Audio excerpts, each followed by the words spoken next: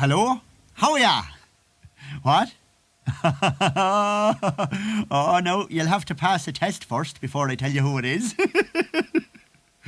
What? Oh, hold your horses now. It's a simple test. Wait now, here we go now. It's over crossword. The clue is a postman's satchel. What?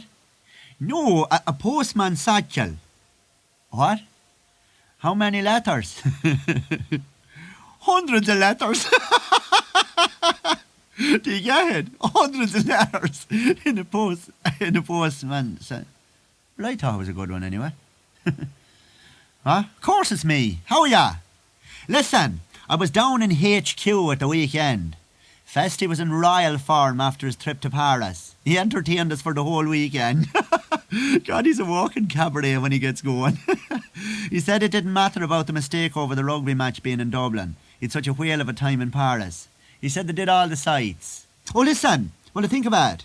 Apparently your woman isn't going to press charges against Sean over attacking her on the bus. Aye, she believes his story now about the blue bottle being on her jumper when he started beating her on the chest with the rolled up evening paper. So, that'll be a relief to the mother, you know. She'd have died at the disgrace of it, with the other son being a traffic warden and that, you know. But listen, I was telling you about Feshty. Well, apparently he was plastered and he getting off the plane, and not in a doom but to go and see the Louvre.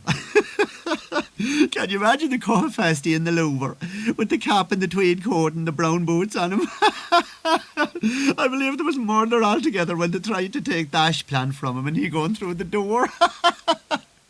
Well, he's only inside, and he's standing there in front of this huge big painting covering one whole wall, and says he, "The man that painted that must have had great holidays, whatever job he was in." And the next thing he goes over to it and starts feeling the paint. Well, I believe all hell broke loose. There was alarms going off and hooters roaring and attendants running from all directions.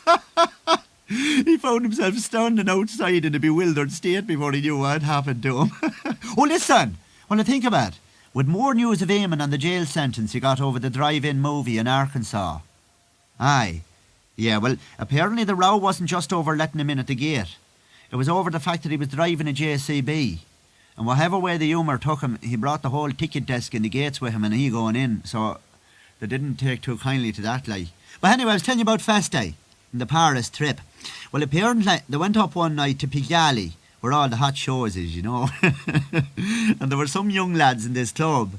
And Feshty caught on to the fact that they were Irish lads, like, and he was shouting at them during the show, like, he was saying, "How are you, lads? Nice to see a friendly face." And they were ignoring him, like, you know. Apparently they were a Dublin crowd, like, officey sort of lads, like, you know. And they were ashamed of the cut of Feshty, like, with the cap and the boots. Well, later on in the night, they found they'd been taken to the cleaners. The waiter lad was trying to charge them 36 quid for a bottle of champagne. And the Irish lads hadn't enough money on them to pay the bill. And things were getting very heavy altogether, with the bouncers appearing from all angles and blocking every door. So they were just moving in on the Irish lads when Feshty stands up from his table and he takes up a bar stool that was beside him and he gives the half of it to one of the Irish lads and he keeps half of it himself. Well, he starts swinging the half of the bar stool round his head and moving closer and closer to the cocktail bar where they've all the fancy bottles. And says he, "There seems to be some mistake, gentlemen. Sure, these lads is with me." And of course the bouncers can see him doing about £3,000 worth of damage if he gets loose of all the fancy bottles on the cocktail bar. So they suddenly gets all polite and starts saying that it's all a mistake. And the Irish lads gets out with their lives. So there was no losing Feshty then, of course. They had to make it up to him by bringing him everywhere. Oh, listen, well, I think about it. Here's a good one for you.